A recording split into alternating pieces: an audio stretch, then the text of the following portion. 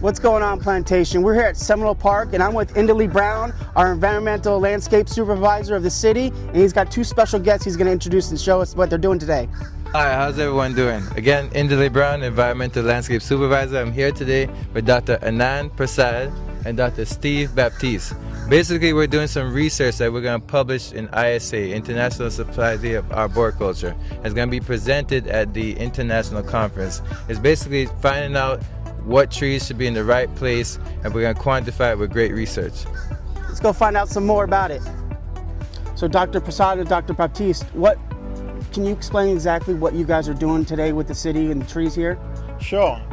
So from my perspective and from the International Society of Arboriculture, we want to look at continue to look with greater resolution at the impact factor that cities such as Plantation have had.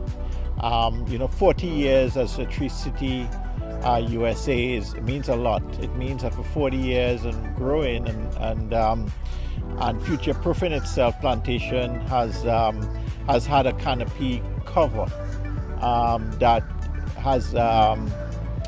reflects the importance of trees to the community, and the fact that investments were made and are being made towards urban forestry here. And I think that what we are here to look at is the success. We want to see what species are doing well in different locations. So we're in a park setting, we're going to look at some swales, and we're going to look at some streets. And this is something that a lot of cities are doing or should be doing in North America. And I'm glad that Plantation is one of the places where we are proactively doing it collaboratively with Tetra Energy Sciences and a couple of universities and so forth. And certainly Dr. Baptiste has his perspectives to offer as well on the health factors. I'm here as a co-researcher with Tetra Energy Sciences in collaboration, of course, with Dr. Prasad. We are here to evaluate the health of the trees in Plantation itself. We want to observe the symbiotic relationship that the trees has with each other. And if you can notice, even on this tree here, we have these little plants here that's dependent on the tree itself for life support. So we are going to be using very advanced technology to sort of come to more definitive conclusions as to how best we can preserve the trees. In addition to that, the relationship of the trees, the contribution to nature, and what we would probably endeavor to do at some point is to interview some of the patrons of the park to find out what keeps them coming here. Why is it they're attracted here? So we want to look at all those things. So you said a big part of your job is educating the community. The research you're doing today for our trees, what's that going to show us for your research you're doing? So good questions. Basically, the research is bringing awareness of tree beneficial factors. If a child knows that a tree is beneficial, they can be the catalyst for their parent meandering the pool footprint, like I mentioned, or just retaining the tree versus removing it and putting something else. Trees are very beneficial, and this research brings awareness on that level. Awesome. So Plantation has been a tree city for the past 40 years, I think it was? 41 years. There you go, 41 years. What does Tree City mean for us? So basically, great question again. Tree City basically quantifies your ability to maintain the trees and how much you do per capita, like how much budget do we spend and how much trees do we plant per year. Can you explain to us what critical root zone is in the abstract of your research? Yeah, sure. Good question. So as you look at the base of a tree, so we have the canopy of a tree stem, and as we get around the base, there's a couple of things we start noticing, and we start with root flares. When you see root flares that are just above the surface and panning out, that's an indication of a happy tree. It's not a tree that is subdued or below soil level.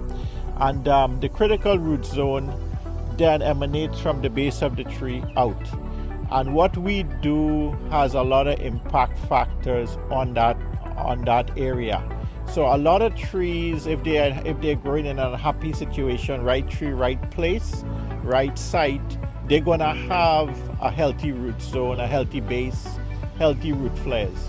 And as we look at this research, we're looking at trees in different areas to see where where that critical root zone, that area has come to is healthy. So we look at we measure the depth below ground. We look at the fan of the roots, how well it's how healthy it is. Is it damaged? You know, a lot of times we don't see it here, but in a lot of situations, in a lot of parks, people tend to run over the roots with lawnmowers, and there isn't a single root that's damaged here at the plantation side, which is good. So critical root zone again is that area where you have to practice preservation of the site, whereby if you have construction activity, you're driving vehicles, you're mowing grass, you really don't want to get into anything that basically interferes with the roots that emanate from the tree and the base. Yeah, so the critical root zone starts at the base of the tree, healthy flares, and goes into a root biomass that spreads around the tree. And as you can see, we have a pretty nice formation of the roots here, and not a whole lot of damage that you can pick up. So in some situations, what I see is a lot of more damage, and here you have a healthy bark going all the way down below ground, which is what you want to ideally see in a situation like this. So doing a little research, you guys are taking a little break right now, nice and calm, but throughout the year here in Florida, the weather does not stay calm for us. You know, maintaining a tree properly throughout hurricane season, does that help the tree at all? Yes, in fact, these trees are in a space, and they are maintained in a park-like setting at this location. So some of the things that would benefit the tree in the longer term would be cyclical pruning, coming in, taking the dead wood out, taking additional weight off, making sure that there is not too much weak limbs in there. So when a hurricane force winds, or when they're subject to what we call in the biomechanical term wind loading, they don't have the sail effect, or the wind can pass through a little bit better. That helps. So and that's called in arboricultural methodology, it's called thinning the canopy. So essentially you clean the canopy out of any material that's not producing active photosynthesis for the health of the tree. The second way is by maintaining a healthy root zone. As we said, the tree can sort of resist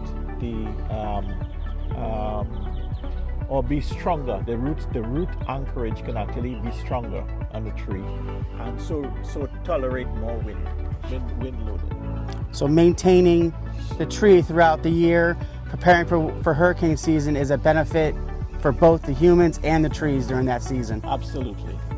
So JoJo, listen, this is not even really a bark. You know, this is pseudo bark.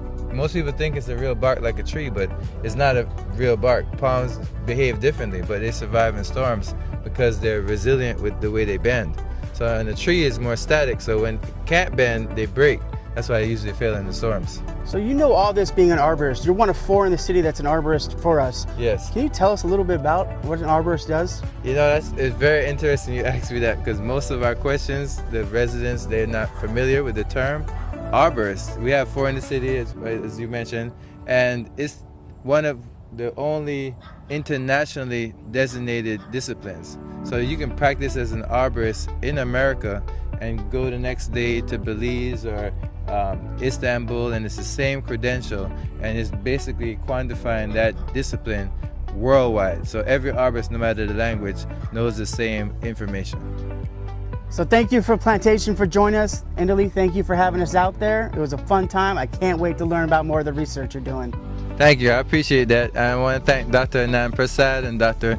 Stephen Baptiste. You know, the city has been a tree city for 41 years, and I want to welcome you guys to 40 more. And also I want to thank Tetra Energy Sciences for the public-private partnership, and this is a great thing we're doing here at the city. See you, Plantation.